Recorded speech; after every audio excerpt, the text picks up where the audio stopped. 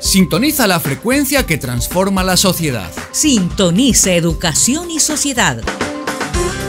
Por el Deber Streaming, un espacio para aprender y compartir.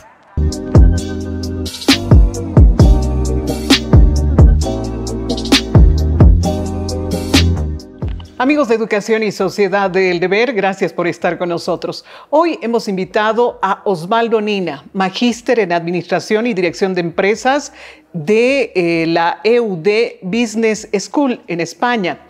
También magíster en Economía de la Pontífica Universidad Católica de Río de Janeiro y ha sido director del Banco Central de Bolivia, el Banco Unión, además de director de Planificación Estratégica del Ministerio de Planificación.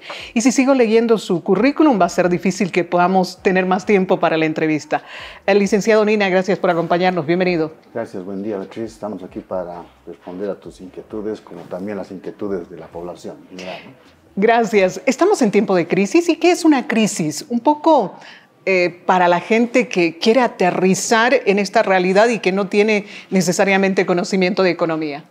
Bueno, yo creo que la gente conoce bien qué es crisis, ¿no? Porque a medida que un indicador importante es la inflación, ¿no? Uno va al mercado cada fin de semana y ve que los precios están aumentando, y uno se pregunta por qué los precios están aumentando. Es porque primero puede ser por la falta de gasolina, ¿ya? Los productos se encarecen, entonces aumenta, digamos, el precio del producto. También el precio del transporte, porque el precio, digamos, del transporte está en función, digamos, del precio de la gasolina. A medida que aumenta la gasolina, aumenta el transporte y obviamente incrementa el precio de los alimentos. Entonces, cuando el indicador principal de una crisis a nivel hogar es el incremento de los precios de los alimentos. Aunque en el ejemplo que usted dio, ni ha subido la gasolina, aunque hay bemoles por las decisiones que han tomado con los empresarios y el gobierno, que cierto nivel de gasolina ya se la puede importar sin subvención. Y en el caso de los pasajes tampoco se han incrementado. Entonces, pero sí en el mercado. Tú vas y ya no compras el tomate como lo comprabas antes en la misma cantidad. O encuentras el pan en el mismo precio, pero en menor proporción, en menor tamaño. ¿Estos son síntomas de lo que menciona la inflación? A nivel, digamos, de familias, hogares, cuando uno dice cómo puedo percibir que hay crisis, primero, normalmente es el precio de los alimentos, ¿no? El 80% del ingreso de una persona con ingresos bajos le dedica exclusivamente a alimentos. Entonces, obviamente va a ver que a medida que aumentan los precios, gran parte de su proporción de ingresos es exclusivamente alimentos. Entonces dice, bueno, ya no tengo, digamos, dinero para ahorrar, no tengo dinero para comprar otras cosas, entonces me voy a dedicar exclusivamente a compra de alimentos. En esa situación ya ve que ya está en crisis, porque ya no tiene dinero para poder comprar otras opciones, que puede ser, por ejemplo, ropa de vestir, comprar, por ejemplo, otros servicios. Entonces, ahí uno empieza a sentir, digamos, que el dinero lo está destinando exclusivamente a alimentos, ¿no? Cuando hay este tipo de sintomatología en el quehacer del boliviano, muchos por experiencia, porque no es la primera crisis que estamos viviendo, vinieron muchísimas crisis, la de la UDP, el tema de la hiperinflación y después otras que nos ha tocado experimentar y vivir. ¿Cómo es el actuar del boliviano en tiempo de crisis? ¿Guarda la plata, la invierte, se desespera y la pone dónde? ¿Cómo habitualmente actúa el boliviano en este contexto? Bueno, yo creo que la reacción frente a una crisis va a depender mucho del perfil de riesgo, digamos, de la persona, ¿no? Yo puedo ser, digamos, una persona conservadora, entonces lo que voy a tratar de buscar, digamos, algunos activos de refugio, como puede ser el dólar o la compra de bienes raíces. Por otro lado, también puedes tener, digamos, una persona con un perfil agresivo, como digamos, en el caso, por ejemplo, del Oriente. En esta situación puede ser una oportunidad, no puede ser una crisis, más bien una oportunidad para poder realizar, digamos, inversiones donde te generan mayor rentabilidad. A mayor riesgo, mayor rentabilidad. Entonces, en tiempo de crisis, siempre hay mayor riesgo, pero también te va a generar mayor rentabilidad. Entonces, uno va a invertir agresivamente porque justamente el contexto le está dando oportunidad para aprovechar esa rentabilidad. O conservador, yo trato de un poco de cubrir mi riesgo frente a la inflación, frente a la devaluación del tipo de cambio, entonces voy a comprar un activo que me cubra por esos dos fenómenos que son los más importantes dentro de una economía familiar. ¿Qué es un activo? Y en este tiempo de crisis, ¿qué debemos denominar un activo? En otras palabras, ¿en qué invierto? Si tengo plata y tengo miedo a la devaluación, ¿en qué invierto? ¿Qué compro? Bueno, depende del perfil. Supongamos que fuéramos un perfil moderado, diremos, y conservador, donde yo quiero mantener cierta rentabilidad y no asumir muchos riesgos. ¿Dónde puedo invertir? Uno puede decir, digamos, en dólares, ¿no? Yo compro dólares y espero, digamos, que me cubro contra la devaluación y la inflación. Pero no aumenta el valor del dólar, aumenta su precio, pero no el valor intrínseco del dólar, ¿no?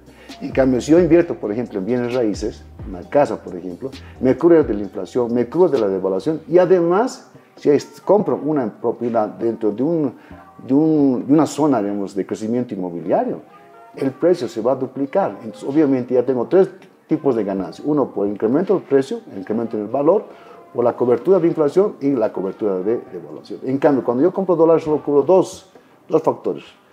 La devaluación, la fluctuación del tipo de cambio y la inflación. Es decir, que en facilito podemos decir que conviene comprar un activo. Es decir, conviene... Tangible especialmente, ¿no? que es la propiedad, el terreno, y además te va a generar un ingreso pasivo. Es decir, si tú compras un departamento, te va a generar alquileres. Exacto. Además de incrementar probablemente su valor, cubrirte por la devaluación y por la inflación, te va a generar un ingreso pasivo. En cambio, el dólar no te genera ingreso pasivo. Tú tienes dólares, te ahorras tus dólares, lo mantienes en tu casa, pero no te va a generar ingreso pasivo. En cambio, una propiedad, un terreno, un departamento, te va a generar un ingreso pasivo, es decir, una renta, un alquiler, digamos, en el corto plazo.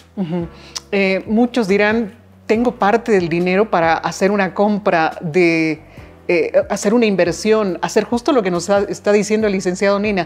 Sin embargo, me falta recursos y tengo que recurrir a un crédito. ¿Este momento es propicio para pedir crédito? Pero depende de en dónde que uno quiere invertir. Por ejemplo, en una propiedad. Exactamente. ¿Por qué le digo eso? Porque usted sabe que eso va a generar valor y si se compra un departamento, probablemente le va a generar un ingreso pasivo. Si se compra, por ejemplo, oficinas en un emprendimiento inmobiliario en el centro de la ciudad, en un área comercial, se va a endeudar, pero le va a generar un ingreso pasivo que va a poder cubrir esa deuda y además va a mantener y va a tener una propiedad que en el largo plazo se va a duplicar su valor. ¿Y los créditos en bolivianos o en dólares? El 95% de los créditos en Bolivia está en bolivianos.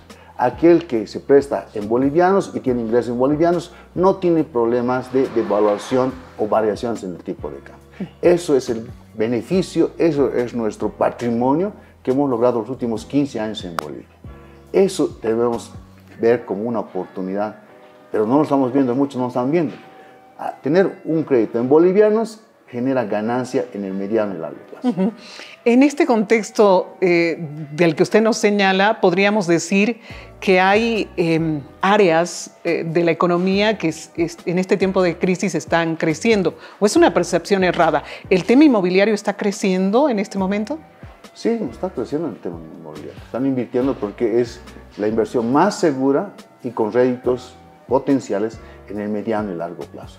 Además, si compra, por ejemplo, ya un activo, ya, como por ejemplo una oficina, te va a generar un ingreso pasivo. Es decir, además de poderte valorar, incrementar el valor, digamos, de la propiedad, tú estás generando un ingreso pasivo, ¿no? Y el sistema está para otorgarte créditos en bolivianos, especialmente si tú generas y tienes ingresos en bolivianos. Tienes deudas en bolivianos, tienes ingresos en bolivianos, entonces no hay problema sobre el tipo de cambio. No importa la variación del dólar, porque tú tienes deudas en bolivianos y tus deudas en bolivianos. Finalmente, licenciado Nina, ¿cuál es la diferencia económica entre Occidente y Oriente por departamentos? Si podemos hacer una gráfica. Conversando extra micrófonos me decía que esta parte del país es más ahorrador y más generador de recursos y la parte del Oriente es más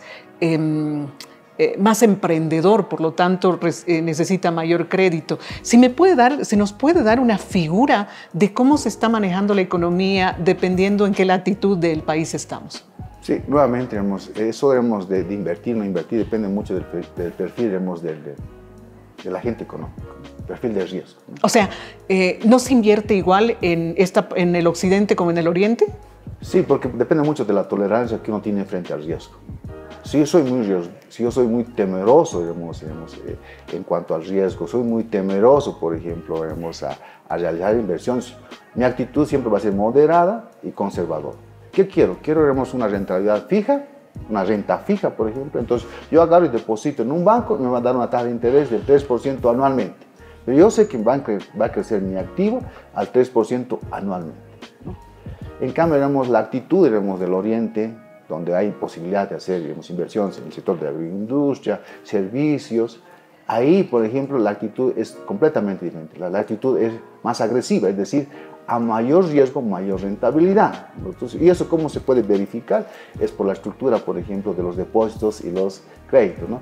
El 50% de los depósitos están concentrados en el área del occidente y el 50-60% de los créditos están concentrados, digamos, en el oriente, especialmente en Santa Cruz. Ahí se ve que la actitud, digamos, del occidente es conservadora, moderada, quiere tener una renta fija, invertir en activos que son estables, no son volátiles. En cambio, en Santa Cruz están invirtiendo ¿en qué? En soya, en productos orgánicos, en productos cosméticos, que probablemente la rentabilidad, el riesgo sea mayor, pero la rentabilidad es mayor. Entonces ahí están beneficiando, por ejemplo, que ellos han tenido acceso a un crédito productivo al 6% en bolivianos. Entonces por ahí, digamos, se ve, digamos, que han asumido un riesgo y probablemente en el mediano, en el corto plazo y tal vez en el largo plazo, ellos van a tener, digamos, un rédito mayor a lo que podría esperarse, digamos, si ellos hubieran depositado en una entidad financiera. Para cerrar y mirando a la cámara, ¿qué le dice al común, al boliviano que está preocupado en tiempo de crisis y cómo puede sacar rédito en este momento donde todos estamos pensando en la estabilidad económica del país? Bueno, yo creo que aquellas personas que tienen un ahorro y tienen capacidad de poder obtener un crédito en el sistema bancario, es el momento de adquirir bienes raíces. ¿Por qué? Primero, porque te cubre por la inflación, ¿no? Hay perspectivas que va a incrementar la inflación. Entonces, comprar un activo de esas características te va a cubrir el riesgo. Segundo, también te va a cubrir, digamos, por las fluctuaciones del tipo de cambio. Es decir, si hay fluctuaciones, variaciones del tipo de cambio, la manera de poder cumplir es adquirir, digamos, un bien que está en dólares y si hay fluctuaciones del dólar, no va a cambiar el valor, digamos, de las bienes raíces. Pero principalmente, digamos, es por qué comprar bienes raíces. Porque además de cubrir por inflación y cubrir por variaciones del tipo de cambio, el valor de ese terreno va a aumentar en el corto y el mediano y especialmente en el largo plazo. Entonces tú tienes tres ganancias. Uno es la cobertura por inflación, la cobertura por fluctuación del tipo de cambio y además principalmente por el incremento, digamos, en el valor que va a generar, digamos, por el desarrollo inmobiliario, por el crecimiento de la población. Agradecemos la participación del licenciado Osvaldo Onina. Siempre es bueno tener gente que sabe para orientar a la gente que nos sigue de qué hacemos en tiempos de crisis con nuestros ahorros. Muchísimas gracias por estar con nosotros. Hasta una próxima oportunidad con este espacio.